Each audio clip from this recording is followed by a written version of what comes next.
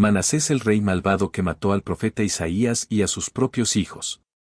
Antes de sumergirte en esta historia, suscríbete y activa la campanita. Tu clic impulsa este mensaje de fe y sabiduría hasta los rincones donde más se necesita. Gracias por ser parte. Imagínate un niño de apenas 12 años, con la corona aún demasiado grande para su cabeza, entrando en el santo templo de Jerusalén bajo un cielo ennegrecido por el humo de los sacrificios. Su nombre es Manasés, y en sus ojos arde una llama inquietante, una mezcla de curiosidad infantil y ambición desmedida que presagia ruina. Los ancianos susurran, las madres aprietan a sus hijos contra el pecho y los sacerdotes se miran con terror, porque, aunque nadie se atreve a pronunciarlo en voz alta, todos presienten que el reinado que está por comenzar desatará la noche más larga que Judá haya conocido. Apenas cierran las puertas tras la ceremonia de unción, el joven rey demuestra que sus manos, aunque pequeñas, no temblarán ante la sangre. Ordena desmantelar el mobiliario del templo, rompe los vasos sagrados y arroja el incienso puro al polvo. Donde antes ardía la menorá para Yahvé, ahora se yerguen efigies brillantes de Astarte y Baal, dioses extranjeros cuyo culto seduce a la corte con promesas de placer y prosperidad. Las calles se inundan de música pagana, los adivinos instalan sus puestos a la sombra del palacio y la ciudad santa se impregna de un perfume denso, a la vez dulce y pútrido, que anuncia el sacrificio inminente. Los primeros en caer son los consejeros fieles a Ezequías, el padre de Manasés. Uno a uno son castigados por traición y exhibidos como advertencia, sus cabezas, clavadas sobre lanzas, flanquean la escalera de mármol que conduce al trono. Los muros del palacio, que antaño resonaban con salmos de agradecimiento, vibran ahora con gritos ahogados que se pierden en corredores sin fin. Jerusalén se transforma en un laberinto de sombras, cada esquina oculta un espía, cada ventana un testigo mudo.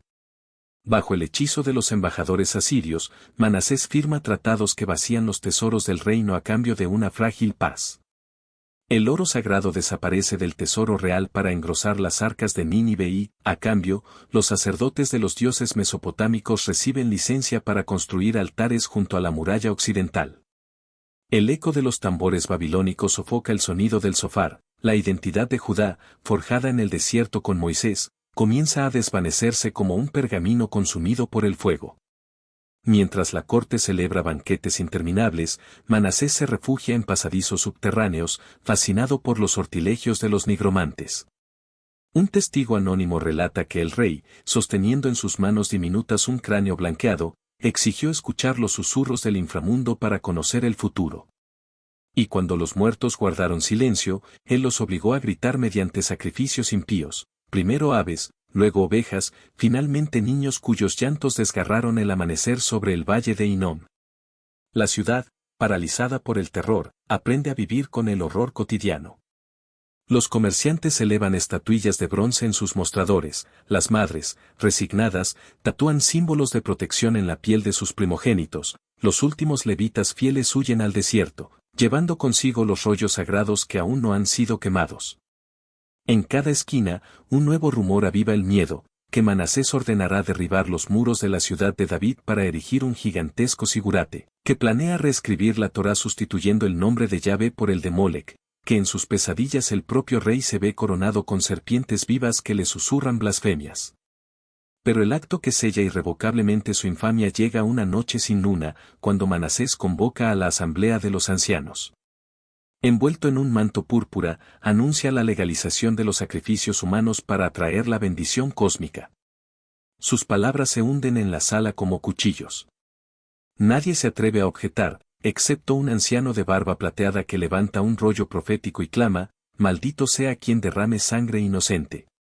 Manasés sonríe con frialdad y pronuncia la primera sentencia de muerte pública de su reinado. El anciano es ejecutado al amanecer, el rollo empapado en su propia sangre. Con ese gesto, el niño rey se convierte en tirano absoluto. La aurora ilumina columnas salpicadas de carmesí, y los cuervos se posan donde antes cantaban los querubines. Jerusalén es ahora el tablero de un macabro juego que solo acaba de comenzar. Y mientras las campanas del templo callan, una sola certeza late en el corazón del pueblo: cada día que amanece puede ser peor que el anterior, pues el trono de Judá está ocupado por un muchacho que ha jurado eclipsar en maldad a todos sus antepasados.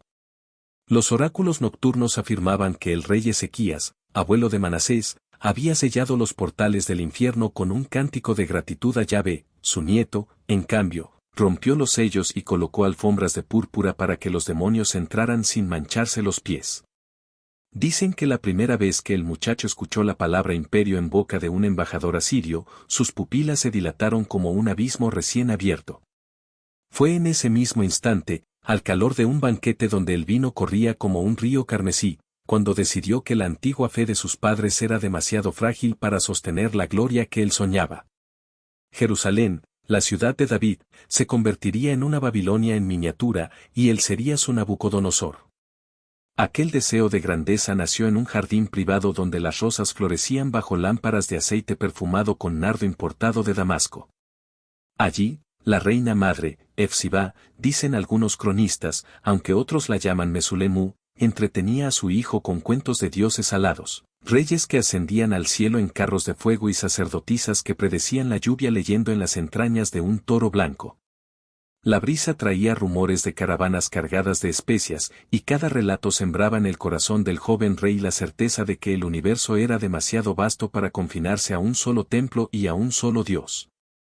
Cuando los emisarios de Asiria llegaron con sus túnicas bordadas en hilo de oro, trajeron algo más valioso que tributación o promesas de protección militar, trajeron historias de Marduk, Astarte y Ninurta, dioses que recompensaban la ambición sin exigir pureza moral.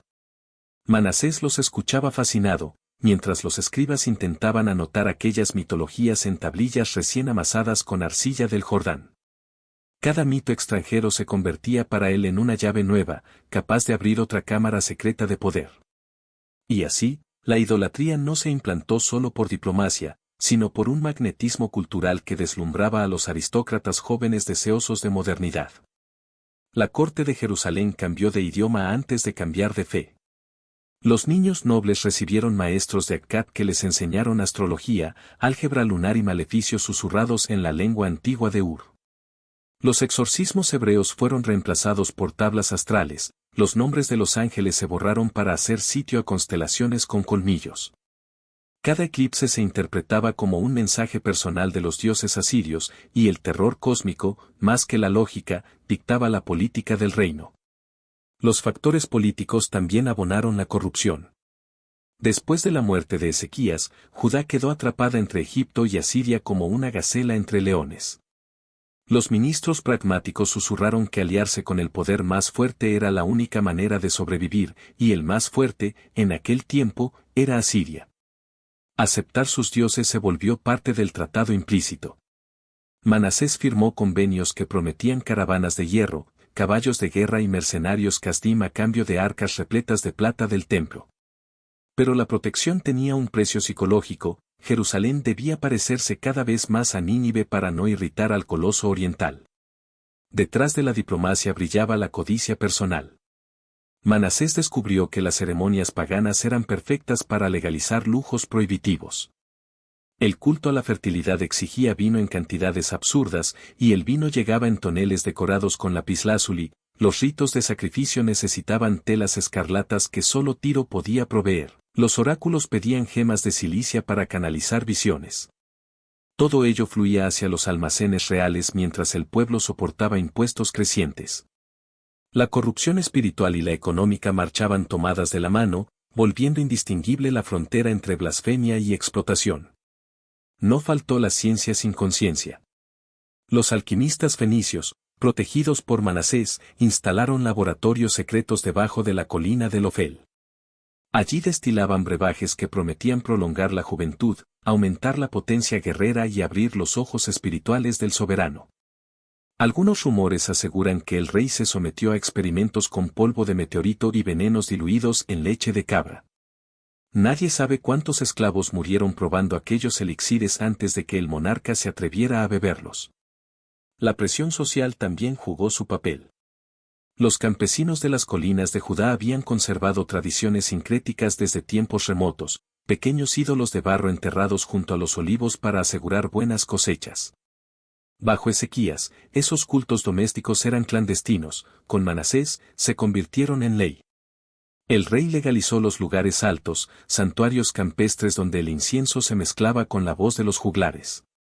Al abrir la puerta a lo que antes era tabú, ganó la simpatía de los sectores populares hartos de la rigidez levítica, pero a costa de diluir la identidad nacional en un mosaico de creencias contradictorias. En el corazón de esta trama latía una obsesión personal, la superación del padre. Ezequías era recordado como reformador santo, Manasés quería eclipsar aquella fama, aunque fuera por contraste. Si el viejo rey había purificado el templo, él lo profanaría; si había destruido la serpiente de bronce de Moisés, él levantaría una serpiente de oro macizo como obra maestra de la orfebrería sidonia. El resentimiento, mezclado con la ansiedad adolescente de definirse, se convirtió en la chispa que inflamó toda la maquinaria de corrupción. Los levitas leales observaron la transformación con el horror de quien ve a un hijo enfangarse en arenas movedizas. Intentaron influir en el joven soberano mediante parábolas y cantos, pero cada intento era neutralizado por cortesanos que susurraban interpretaciones retorcidas. ¿Acaso no dice su propia ley que Yahvé es Dios de todos los dioses?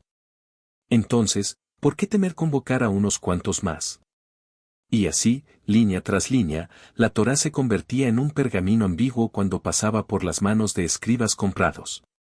Las raíces de la corrupción, sin embargo, no crecieron solo hacia afuera, penetraron la mente del rey hasta confundirlo. Se cuenta que en ciertas noches, Manasés recorría los pasillos descalzo, murmurando letanías en idiomas inconexos, como si un coro de voces foráneas se disputara su alma. Los guardias, inmóviles, evitaban cruzar su mirada por miedo a quedar embrujados. Uno de ellos, en un momento de delirio, escribiría más tarde en una tabla: vi al rey conversando con su sombra, y la sombra contestaba. Mientras tanto, Jerusalén parecía prosperar en apariencia: nuevas plazas, mercados exóticos, desfiles de embajadas con animales jamás vistos, tigres de Persia, plumas de avestruz nubia, papiros de la delta del Nilo. Pero bajo esa capa de cosmopolitismo latía un cáncer silencioso. Las viudas debían vender sus últimas vasijas para pagar el diezmo al templo pagano, los huérfanos eran reclutados como aprendices en artes oscuras, los magistrados desechaban los casos de injusticia si el culpable llevaba un amuleto con el sello real. Así, la corrupción no podría atribuirse a un solo factor, sino a un torbellino de cultura importada, presión geopolítica, ambición personal y resentimiento generacional. Cada elemento fue una raíz que, al enredarse, apretó el corazón de Judá como un puño invisible. Y cuando esas raíces terminaron de hundirse, el tronco del reino se inclinó hacia la oscuridad, sin que nadie encontrara la fuerza para cortarlo. En medio de una noche sofocante, cuando Jerusalén dormía bajo la mortaja púrpura de los ídolos, una antorcha solitaria avanzó hacia el templo profanado. Sus llamas temblaban con cada paso, como si presintieran que la oscuridad circundante podía tragarlas de un soplo. La sostenía un anciano de barba nívea y ojos de relámpago, Isaías, el profeta que había visto a los serafines y oído el santo, santo, santo del trono celestial. A esa hora en que los demonios festejaban en los patios reales, él se presentó ante la puerta, alzó la voz y retumbó un clamor que sacudió las cortinas de terciopelo de la corte. Escucha, tierra de Judá, tú, que cambiaste tu herencia de justicia por vasos rebosantes de sangre inocente, conocerás el verderón de la espada y el llanto del huérfano. Despierta o arderás con los mismos fuegos que encendiste para Molec. El eco de aquel grito rasgó el cielo, y llegó, como un dardo, a los oídos del rey Manasés. Isaías llevaba décadas anticipando este enfrentamiento. Había aconsejado a Ezequías en horas de guerra y enfermedad, había visto al ángel de Yahvé abatir a los ejércitos asirios frente a los muros, había presenciado el milagro del retroceso de la sombra en la escalinata real. Ahora, anciano y encorvado, asistía a la mutilación de todo lo que un día defendió.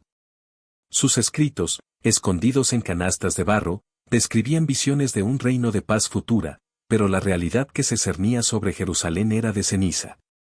Contra esa marea de apostasía, Isaías erigió su voz como un faro. De día recorría los mercados proclamando oráculos, de noche escribía lamentos en trozos de pergamino que luego dejaba clavados en las puertas de los santuarios ídolos. No era solo un poeta espiritual, era un dedo acusador que señalaba nombres y crímenes. Cuando los sacerdotes de Baal vertían sangre de niños en el valle de Hinnom, él aparecía envuelto en saco de cilicio, gritando pasajes de la ley: no entregarás a tu descendencia para pasarla por fuego, porque es abominación al Señor. Los príncipes, avergonzados, intentaron sobornarlo con oro. Isaías lo arrojó a los pies de los pobres. Los astrólogos ofrecieron demostrar por cartas celestes que el profeta estaba loco. Él les respondió describiendo la constelación de Quimá con precisión que solo alguien inspirado podía conocer. Fue citado ante el Consejo Real. Al llegar, avanzó sin reverencia y, con la voz de trueno, pronunció: «He aquí, traéis al Dios del Oriente y al del Occidente, pero olvidáis al Dios que trajo a Abraham de Ur. Por tanto, vuestro reino será despedazado como un paño quemado». La sala se quedó helada. Manasés apretó los puños. La reina madre ordenó que se rasgaran las profecías. Sin embargo, la palabra del anciano era semilla en tierra fértil. Campesinos que habían visto a sus hijos reclutados para sacrificio empezaron a susurrar los cánticos de Isaías. En los callejones del barrio de los curtidores, jóvenes grabaron en sus puertas una Alep invertida, símbolo clandestino de quienes aún confiaban en Yahvé. Las murmuraciones llegaron a palacio: el profeta aviva una rebelión. Entonces Manasés dictó un decreto: toda mención del nombre Isaías sería penada con 100 latigazos, cualquiera que lo cobijara, ahorcado en la muralla. Lejos de amedrentarse, el anciano trazó la ruta más peligrosa, entró directo a la corte el día del festival de la luna nueva, cuando los ídolos desfilaban entre danzarinas fenicias. Vestido de cilicio y con ceniza sobre el hombro, cruzó las filas de lanceros y subió los escalones hacia el trono. A cada paso recitaba: «Ay de los que llaman al mal bien y al bien mal, que ponen tinieblas por luz y luz por tinieblas». La música cesó. Manasés se puso de pie, con rostro pálido, y susurró a los guardias: «Silencio. Quiero oírlo». Isaías narró visiones espeluznantes: el templo reduciéndose a brasas, los muros derribados por manos extranjeras, el rey encadenado como bestia. Pero también habló de un brote que nacería del tronco de Jesé, un Mesías de justicia que pondría fin a la violencia. Al terminar, respiró hondo. La sala estaba dividida entre lágrimas reprimidas y odio incandescente. Un consejero siseó: «Blasfemo».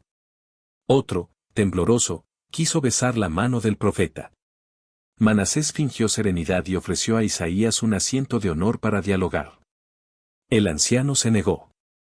Entonces el rey, rojo de ira, rompió su arpa de marfil contra el suelo y gritó: «Si un solo Dios es suficiente, que ese te salve». Señaló a los verdugos. Isaías fue detenido. Esa noche lo llevaron a una celda donde el piso resumaba humedad y el aire olía a azufre de los sacrificios. El carcelero, quizá compasivo, le susurró: «Si retractas una palabra, vivirás». Isaías sonrió con dulzura y respondió: «La verdad no se retracta, se cumple». Durante 3 días, nadie sabe qué ocurrió en la prisión.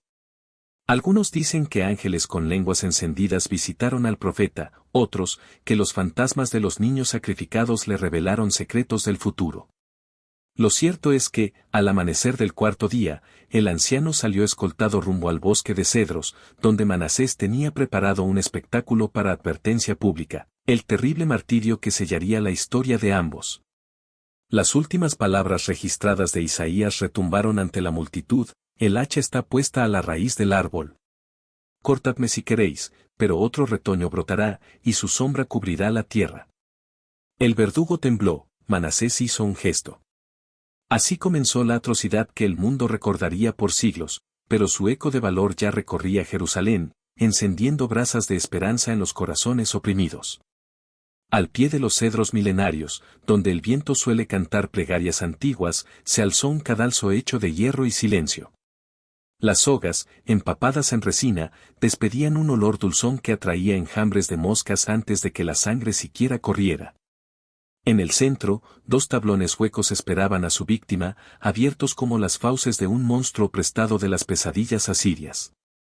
El pueblo acudió obligado: padres con los rostros vacíos, esposas ahogando sollozos y niños que buscaban refugio tras los mantos. Sobre aquel mar de miradas, Manasés apareció cubierto con un manto púrpura cuyos bordes parecían beber la luz del amanecer. Alzó la mano. El murmullo se extinguió, como si un dios hubiese ordenado al aire quedarse quieto. Entonces surgió Isaías, encorvado, sí, pero con los ojos más firmes que las columnas del templo. Entre el profeta y el rey, la historia contuvo el aliento. Las crónicas posteriores describen el escenario con un detalle escalofriante: el inmenso tronco de ciprés, vaciado con precisión para formar un cilindro apenas más ancho que el cuerpo de un hombre. Su interior estaba untado con un ungüento áspero de brea y sal, mezcla destinada a ralentizar el desangrado y prolongar la agonía.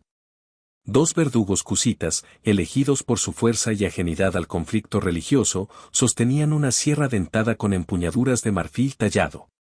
El filo, reluciente, reflejaba el cielo rojizo como un espejo de presagio.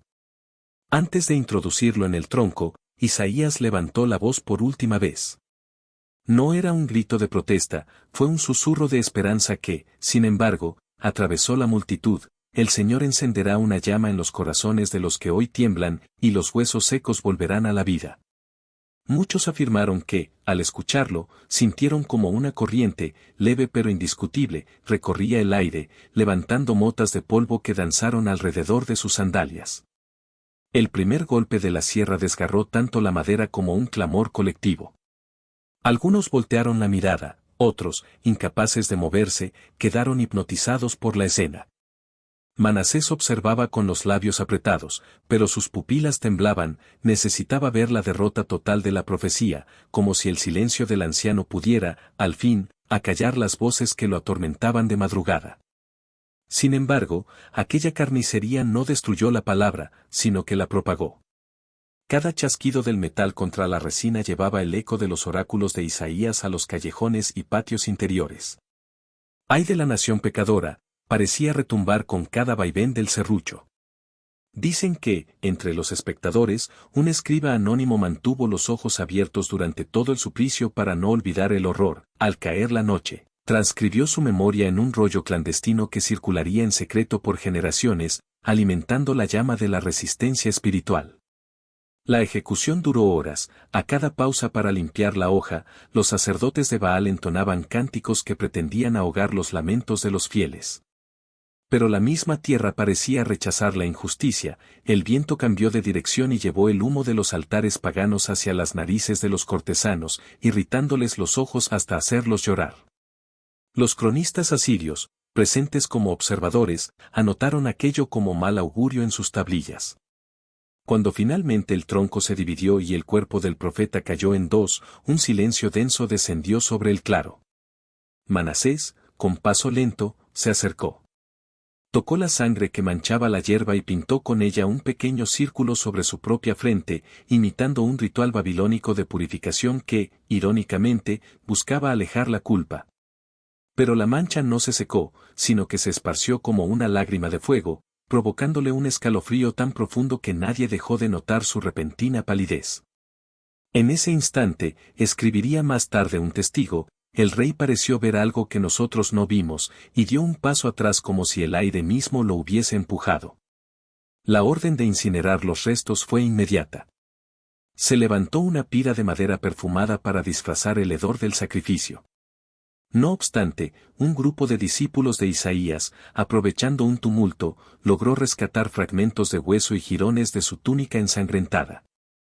Esos relicarios, escondidos en vasijas selladas, se convertirían en símbolos de fe clandestina y testimonio tangible de la injusticia del reino. La repercusión fue devastadora en múltiples capas de la sociedad. En la corte, el consejo se fracturó. Los pragmáticos temían la venganza divina, los fanáticos veían la muerte del profeta como triunfo necesario. Entre el pueblo, circularon historias de prodigios, pozos que rebosaban agua dulce al escuchar el nombre de Isaías, higos que maduraban fuera de estación sobre las tumbas de los inocentes. En los pueblos fronterizos, emisarios secretos llevaron la noticia a los reinos vecinos, y la reputación de Manasés como devorador de justos empezó a eclipsar incluso su fama de aliado confiable de Asiria. Aquella jornada marcó también un hito político. Los embajadores asirios, horrorizados por el frenesí ritual, enviaron informes contradictorios a Nínive. Algunos elogiaban la obediencia del vasallo, Otros advertían que tal brutalidad podía encender revoluciones localizadas que interrumpieran las rutas de tributo. Paradójicamente, el intento de acallar una voz encendió potencialmente miles. En los días siguientes, Manasés decretó un luto oficial para purificar la tierra de la maldad del falso profeta. Obligar a la gente a vestir de negro pretendía sofocar cualquier atisbo de rebeldía, pero ocurrió lo contrario, las calles se transformaron en mares silenciosos de telas oscuras que recordaban cada hora la sangre derramada. Las mujeres colgaban lámparas de barro en sus ventanas y, al anochecer, entonaban un lamento monótono que se confundía con el viento, creando una vigilia urbana que el ejército no podía apagar. Se registran también presagios personales. Crónicas apócrifas narran que el rey empezó a despertar sobresaltado, asegurando oír la sierra chirriar en el corredor fuera de su cámara. Mandó colocar centinelas adicionales, pero las visiones persistieron. Un sanador egipcio sugirió baños de leche de burra y polvo de turquesa para aliviar la fiebre de los espectros, sin éxito. Manasés, más iracundo cada mañana, ordenó redoblar los sacrificios humanos para aplacar a los dioses molestos. Así, la espiral de violencia se aceleró, como si el espíritu de Isaías, antes de ascender, hubiese dejado una herida abierta en la psique del tirano. No obstante, el legado del profeta encontró suelo fértil. Bajo riesgo de muerte, escribas clandestinos recopilaron sus oráculos, añadiendo comentarios sobre la injusticia sufrida. Surgió un pequeño movimiento, los hijos de la voz, que distribuía pergaminos diminutos con 3 palabras en arameo, Kol Yahai, la voz vive. Eran del tamaño de una aceituna, fáciles de esconder bajo una sandalia o en el pliegue de un turbante. Aquella semilla de resistencia crecería en las próximas décadas hasta influir en la reforma espiritual que vendría tras el cautiverio. Cuando por fin la pira se consumió y las brasas se apagaron, una nube de ceniza ascendió y cubrió momentáneamente el sol, tiñendo Jerusalén de un gris mortuorio. Muchos vieron en ello una señal del cielo, otros callaron, temerosos de que hasta los pájaros repitieran sus pensamientos.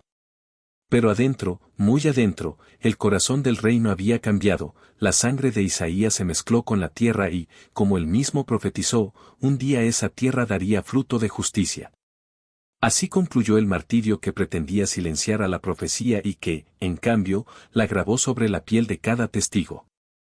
El eco de la sierra no cesó, siguió vibrando en los sueños de un rey que ya no podría dormir en paz, en los susurros de un pueblo que descubrió el poder de la verdad y en las crónicas que, siglos después, contarían cómo la palabra venció a la espada al precio más alto imaginable. El crepitar del fuego en el valle de Hinnom rompía la quietud de la noche como un rugido hambriento. Desde las murallas de Jerusalén, las llamas parecían lenguas gigantes devorando la oscuridad, y sobre ellas se recortaba la silueta de Manasés, un joven monarca todavía de facciones suaves, pero con la mirada endurecida por la locura del poder. Dicen que aquella madrugada la luna se vistió de color cobre, y que en su reflejo danzaban los fantasmas de los niños que aúllan cuando nadie los escucha. Aquella era la hora señalada, el rey, decidido a sellar un pacto definitivo con Molec, llevaría su ofrenda más valiosa, su propia descendencia. El ritual exigía precisión. Los sacerdotes fenicios, contratados por su pericia macabra, dispusieron un horno de bronce con forma de coloso sentado. En su vientre hueco ardía una pira alimentada por resina de almáciga y madera de enebro, escogidas para que el humo subiera en columnas densas y fragantes. La estatua extendía los brazos como hambriento de almas, entre los dedos, los carbones despuntaban rojos como pupilas sin párpados. Cada detalle buscaba impresionar a los dioses y aterrorizar a los hombres. En la explanada, trompetas de cobre lanzaban un estruendo sostenido que pretendía ahogar cualquier grito infantil. Aún así, el llanto se filtraba. 3 pequeños, con túnicas de lino blanco y coronas de flores marchitas, fueron conducidos ante el horno. Eran los príncipes herederos, la promesa de continuidad dinástica que Judá esperaba, ahora, víctimas seleccionadas para una transacción sobrenatural.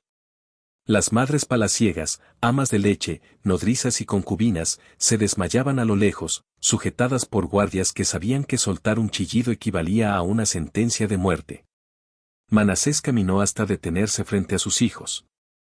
Tenía el rostro cubierto de ceniza ritual y los labios agrietados por una vigilia sin agua.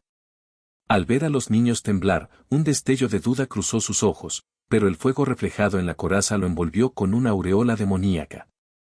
No podía retroceder, los asesores asirios y los sacerdotes paganos observaban, la corte entera se jugaba esa noche el favor de un dios que devoraba carne a cambio de victoria militar. Renunciar habría significado debilidad, y el rey maldito prefería el infierno antes que parecer débil.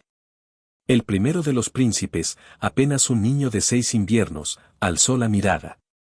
«Padre», murmuró, «¿regresaremos pronto a casa?».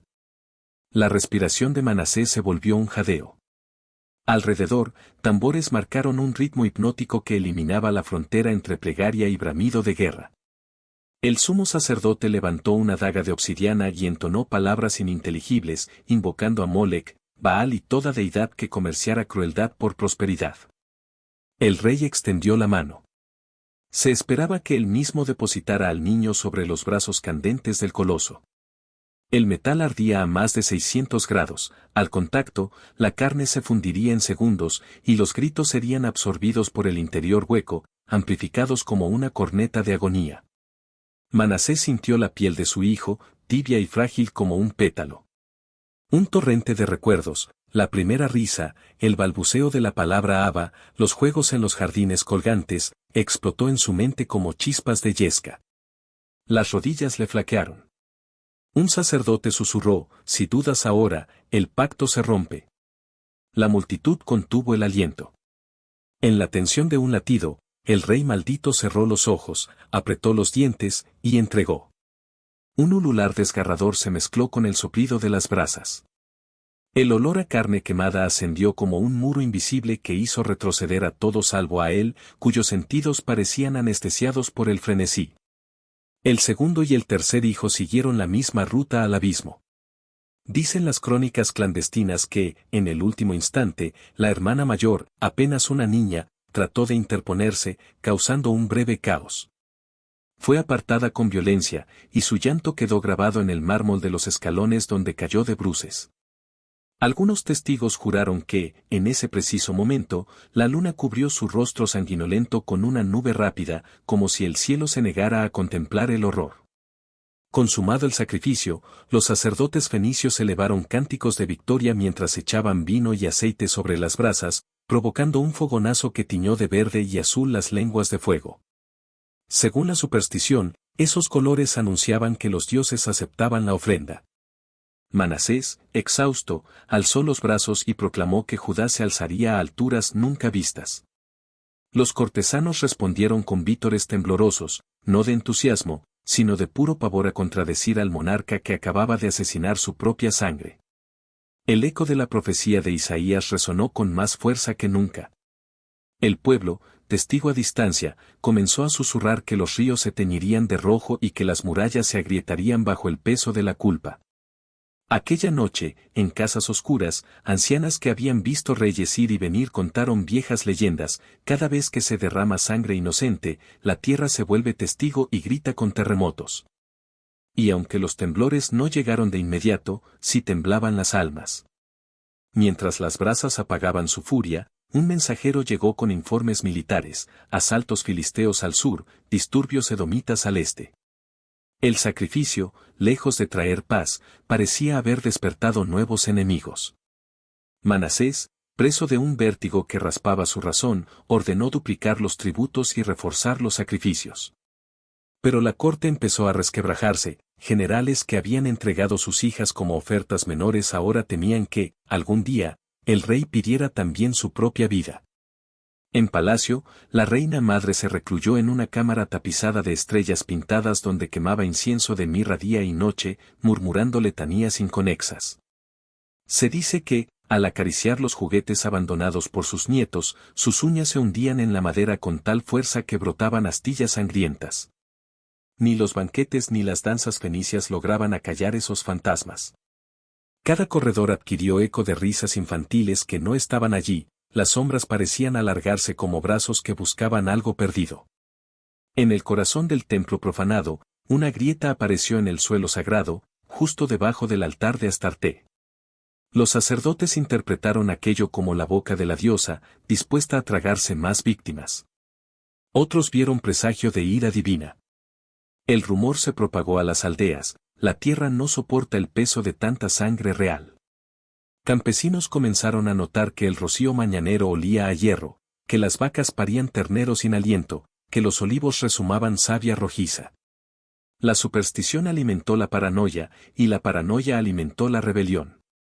Las crónicas asirias reprendieron al rey por la inestabilidad, los tributos llegaban con retraso porque las caravanas temían transitar un territorio maldito. En una carta sellada con el cuneiforme imperial, el gobernador de Samaria advirtió, si Jerusalén cae en revueltas internas, la ruta comercial al Mediterráneo sufrirá. Controla a tu pueblo. Así, el sacrificio, pensado como fórmula de protección, se transformó en boomerang diplomático. No obstante, el mayor golpe se gestó en el interior de Manasés. No había pócima ni amuleto capaz de callar los sueños que lo visitaron desde esa noche. Una y otra vez revivía el momento en que el pequeño lo llamó padre con voz temblorosa, una y otra vez despertaba empapado en un sudor helado. En los espejos, le parecía ver figuras diminutas con ojos incandescentes trepando por sus hombros. Mandó cubrir todos los cristales con cortinas negras, mas el peso de la sangre seguía latiendo en sus sienes. Se intensificaron los sacrificios de niños ajenos, como si multiplicar víctimas diluyera la importancia de las primeras. Pero el círculo de la corte se reducía, consejeros fieles desertaban, oficiales susurraban conjuras. Un general, sobrio, curtido en campañas contra Edom, advirtió a un confidente, cuando un hombre atraviesa la línea de matar a su propia carne, nada lo satisfará jamás, ¿crees que dudará en entregar a un ejército entero? Aquella noche firmaron pactos secretos, no para derrocarlo aún, sino para mantener espadas listas en cuanto el reino empezara a desmoronarse. Y sin embargo, en las catacumbas de la ciudad, los hijos de la voz copiaban furtivamente los pergaminos de Isaías, ahora teñidos de un fervor nuevo. En sus círculos de oración, se encendía una esperanza temeraria, si el linaje real había sido ofrendado al fuego, quizá Yahvé levantara un hijo adoptivo que restaurara la justicia. Murmuraban pasajes sobre un Señor admirable, príncipe de paz que llegaría después del horror. Así, aun entre cenizas, germinaba un futuro tan improbable como inevitable. El sacrificio de la propia sangre, creía Manasés, consolidaría su trono. Pero en la lógica insondable del Altísimo, aquel acto selló la sentencia del rey y marcó el comienzo de su caída. Una falla invisible recorría ya los cimientos de Judá, la sangre inocente clamaba y el eco subía al cielo, a la corte de un Dios que, tarde o temprano, respondería. Una noche súbitamente fría descendió sobre Jerusalén. Era pleno verano, pero el viento que entró por las grietas de las murallas olía a hierro viejo y a desolación.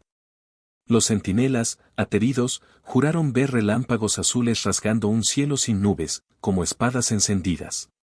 En los corrales, los animales mugían con pavor, las antorchas chisporroteaban y se apagaban solas.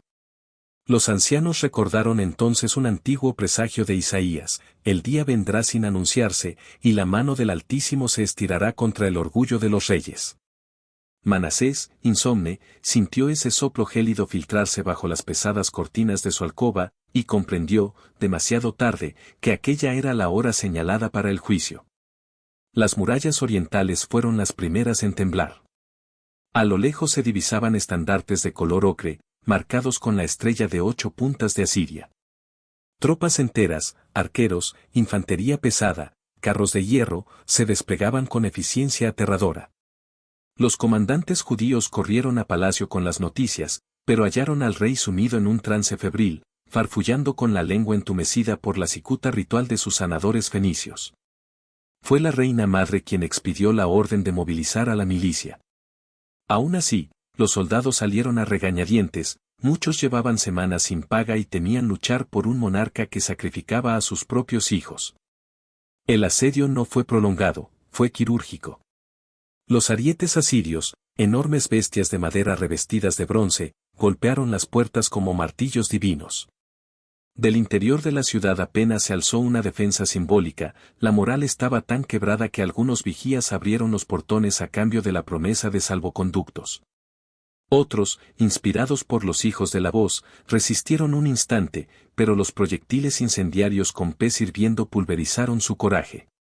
Los sacerdotes paganos huyeron hacia los santuarios rurales, convencidos de que podían sobornar a los invasores con oro. Pero los generales de Nínive tenían órdenes claras: capturar vivo al rey, para exhibirlo como trofeo. Al amanecer del tercer día, los estandartes asirios flameaban en lo alto del monte Sión. Se cuentan escenas de pánico: nobles atiborrando túnicas con joyas antes de huir por túneles, mercaderes quemando libros contables para borrar deudas impagas, madres escondiendo a sus hijos varones en vasijas de trigo. El templo, ya profanado, ardía en llamas verdes que consumían los ídolos y el oro por igual, una ironía perfecta: aquello que Manasés había ofrecido a deidades extranjeras se convirtió en humo ante sus ojos. El tirano fue hallado en una cámara subterránea, desnudo hasta la cintura, con símbolos asirios garabateados en la piel con tinta de sepio.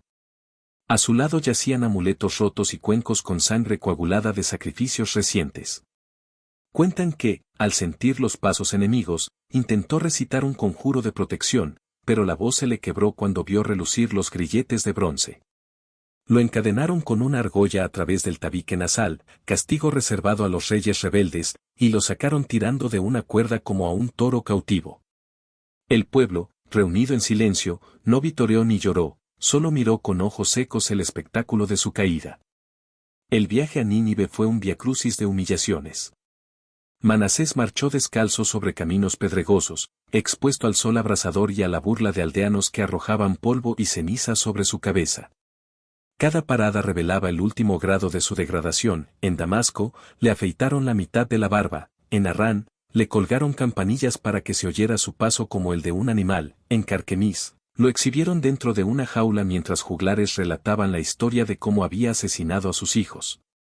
Ironías del destino: el hombre que pretendía la grandeza imperial se convertía en lección ambulante de lo que costaba desafiar al Altísimo.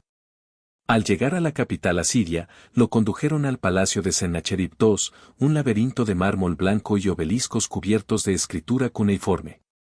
Allí, en un acto ceremonial, lo arrodillaron ante el trono y le hicieron besar el suelo 3 veces.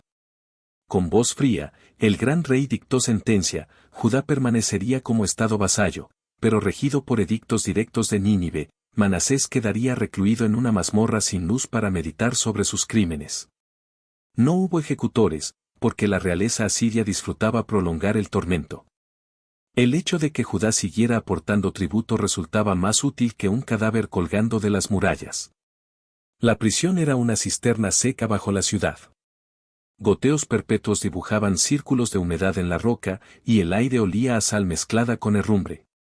Encadenado de pies y manos, el tirano pasó sus primeras noches delirando entre alaridos y susurros. Veía las figuras diminutas de sus hijos danzando sobre el lodo, y el zumbido de moscas se confundía con el rechinar de la sierra que mató a Isaías. Durante el día, la misma oscuridad persistía. Los carceleros asirios entregaban un cuenco de agua turbia y trozos de pan que se deshacían en moho antes de tocar el suelo. Con cada trago, el antiguo rey sentía tronar en sus oídos la sentencia del profeta: te encadenarán con argollas de bronce y te llevarán a una tierra lejana. Al cabo de semanas, algo se quebró en su interior: la soberbia. Entre espasmos de llanto y fiebre, Manasés empezó a balbucear plegarias olvidadas de su infancia, pronunciando por fin el nombre de Yahvé que había prohibido. Una noche, o tal vez era de día, nadie sabía diferenciar, cayó de rodillas sobre el barro y exclamó con voz rota: he pecado, he hecho lo malo ante tus ojos. Si queda en mí un aliento de vida, ten piedad. El gemido se alzó sin testigos humanos, pero el eco halló oídos más allá de la piedra. Crónicas posteriores, la oración de Manasés, conservada en manuscritos griegos, narran una confesión de 13 versículos en la que reconoce su idolatría, asesinato y soberbia, rogando clemencia al Dios de los patriarcas. Nadie presenció una respuesta visible, pero algo cambió. El carcelero empezó a traerle agua limpia, un rayo de luz se coló por una rendija que antes no existía, los sueños de sangre se fueron disipando, reemplazados por una imagen recurrente: un brote verde emergiendo de un tocón quemado. Eran símbolos de esperanza que el viejo Isaías había anunciado. El extirano, ahora despojado de título y poder, pasaba las horas susurrando salmos que en otro tiempo había mandado quemar. La providencia obró a través de la política. Tras la muerte repentina de Sennacherib II en medio de luchas internas, su sucesor Asur-Adedin buscó consolidar el imperio rebajando tensiones. Entre cientos de prisioneros de reinos vasallos, permitió a algunos volver para gobernar bajo estricta vigilancia. Los escribas señalaron que la provincia de Judá era pequeña y devota, un rey arrepentido sería más manejable que un vacío de poder. Así, contra toda expectativa, llegó un decreto: devuelvan a Manasés a su trono. Que sirva como ejemplo de la clemencia de Asiria. El retorno fue menos triunfal que penitencial. Vestido con una túnica de arpillera, sin corona ni escolta, Manasés cruzó las puertas semiderruidas de Jerusalén. No hubo música ni vítores, solo silencio y miradas desconfiadas. El primer gesto del viejo monarca fue increíble: se postró en la explanada aún ennegrecida por el fuego y besó el polvo donde había ardido el templo. Luego lloró, no como rey, sino como hombre que comprende el peso de su culpa. Con el puño apretado sobre el pecho, proclamó ante los pocos que se atrevieron a acercarse: he sido enemigo de mi propio pueblo, ahora seré su siervo. Destruiré los altares de la abominación y edificaré de nuevo la casa de nuestro Dios. La multitud no respondió, pero nadie impidió que comenzara a trabajar. Algunos discípulos de Isaías, reconociendo la señal, trajeron herramientas y rollos de la ley rescatados del exilio. Empezaba la ardua tarea de restaurar lo que años de terror habían derribado. Así se cumplió el juicio divino: el rey que desafió al Altísimo fue humillado por una potencia extranjera y quebrantado en cuerpo y espíritu. Pero en esa misma humillación germinó la chispa de la redención, demostrando que el castigo de Dios no busca destruir, sino transformar. Mientras los andamios se alzaban sobre las ruinas y las primeras oraciones sinceras resonaban de nuevo en Jerusalén, el eco de Isaías pareció susurrar entre las piedras: el pueblo que andaba en tinieblas vio gran luz. Y, por primera vez en mucho tiempo, los corazones oprimidos se atrevieron a creer que tal vez, solo tal vez, la luz no se apagaría de nuevo. El sonido del martillo sobre la piedra se extendía al alba, como un corazón que insiste en latir después de la tormenta. Quien pasara por las ruinas del templo habría visto una figura envejecida con las rodillas cubiertas de polvo, empujando andamios y acarreando vigas junto a obreros descalzos. No llevaba corona ni cetro, solo un tosco manto de arpillera y la determinación de quien ha probado el abismo. Era Manasés, el mismo que había cerrado profetas y entregado hijos al fuego, ahora empeñado en desandar, paso a paso, el camino de la noche.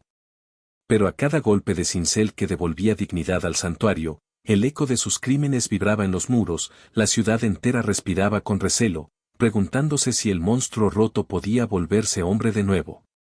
La primera tarea fue simbólica y brutal: derribar los altares paganos que él mismo había erigido. Bajo un cielo gris, se atrevió a subir la escalinata del zigurate inacabado dedicado a Baal. Llevaba una masa y los brazos temblorosos. Con el primer impacto, la enorme efigie de bronce crujió; con el segundo, se abrió una cicatriz luminosa; al tercero, la cabeza hueca rodó por los peldaños, chocando contra la base con un sonido hueco que pareció liberar un alarido antiguo.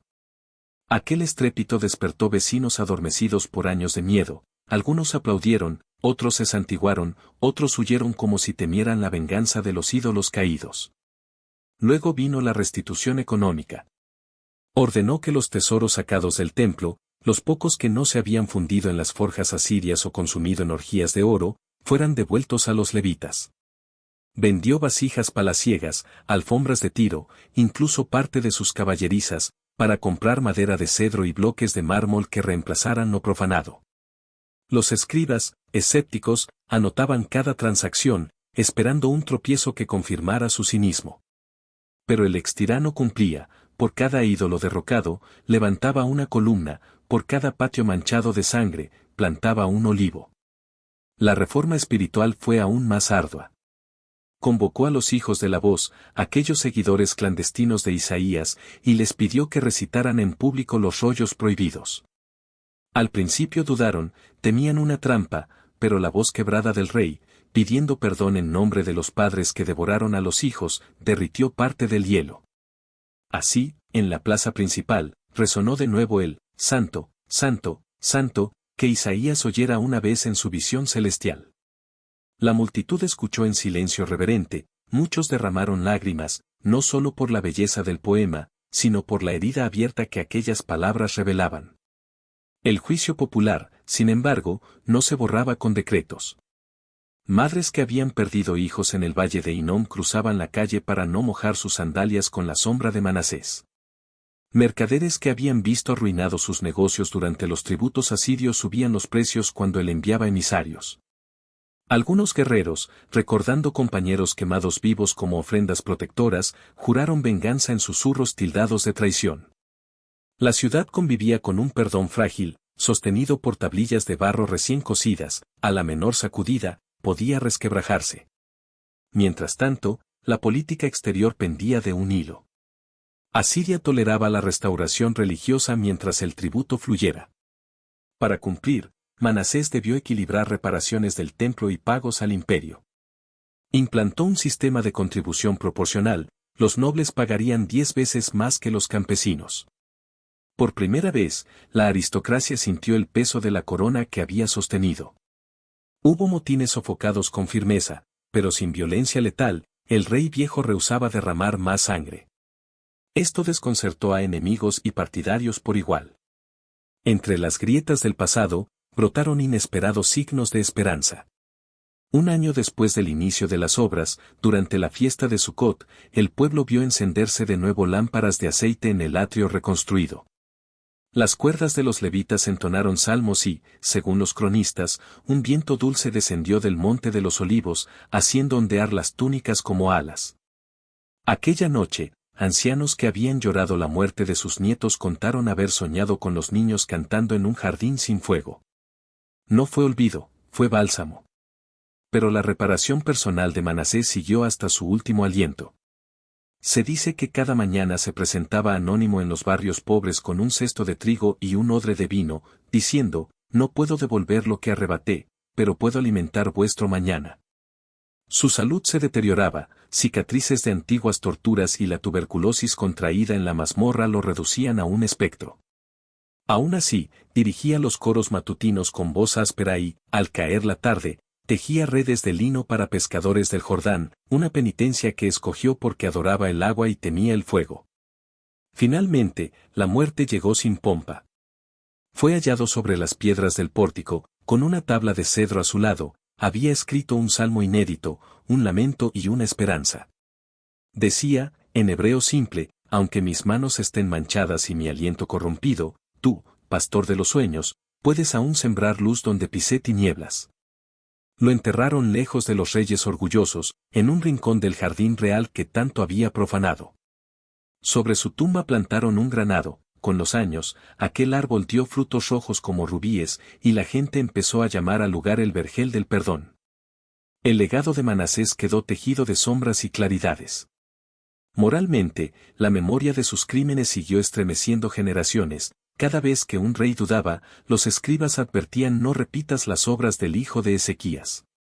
Religiosamente, su arrepentimiento cimentó una doctrina de misericordia inesperada, si incluso el verdugo de Isaías pudo hallar perdón, cualquiera podía volver a Dios. Históricamente, el ciclo completo, caída, cautiverio y restauración, se convirtió en metáfora nacional. Judá aprendió que identidad y fe no se sostienen en templos de oro, sino en corazones contritos. Siglos después, cuando los exiliados en Babilonia recopilaron sus crónicas, incluyeron la pequeña oración de Manasés como apéndice sagrado. Leída en sinagogas olvidadas, inspiró a hombres y mujeres a creer que toda noche tiene fisura, y por ella puede filtrarse la aurora. Así, el nombre del rey más sanguinario acabó recordándose no solo con horror, sino también como signo de que, en la balanza divina, el peso de un solo acto sincero de humildad puede inclinar el universo. Y en los susurros del templo levantado sobre ruinas, aún se oye, dicen los peregrinos, el eco de Isaías mezclado con la voz de un anciano arrepentido, un contrapunto eterno que recuerda al mundo que la justicia exige cuentas, pero la misericordia nunca cierra sus puertas.